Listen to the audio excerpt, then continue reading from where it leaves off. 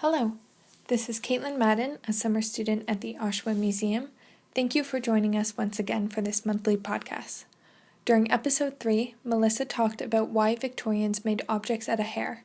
If you had not listened to it, I highly recommend it as this podcast will delve more into the process and types of hair work. Mark Campbell, author of the 1867 book, Self-Instructor in the Art of Hair Work, Dressing Hair, Making Curls, Switches, Braids, and hair jewelry of every description, wrote, "For children, no art or accomplishment is more useful than the ability to make articles of tasteful ornament and hair work."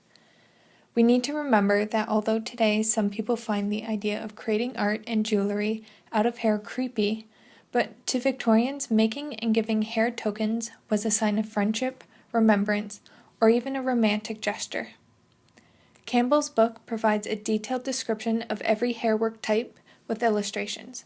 Upon further research, it seems there are 4 main types of hairwork: table work, palette work, sepia painting, and hair flowers.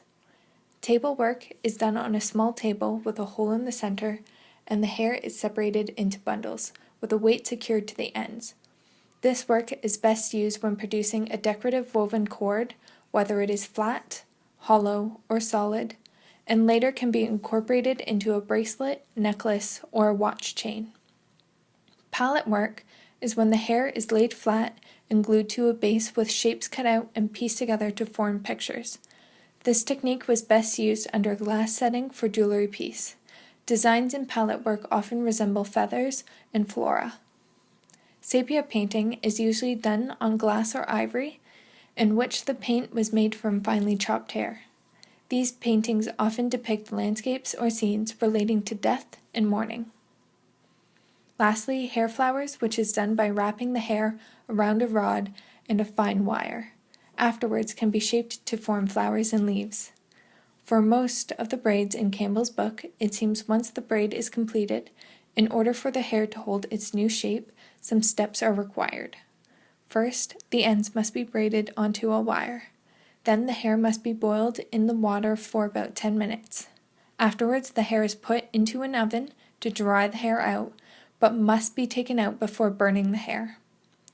Once the hair is dry, the wire can be removed, and a little shellac is put on the ends to keep them fastened.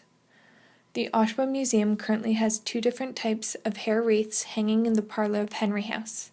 One is a larger horseshoe shape with a range of colors wrapped into floral shapes.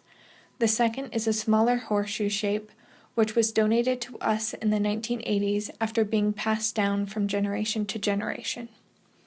We also have a few types of hair jewelry sitting in the bedroom of Henry House.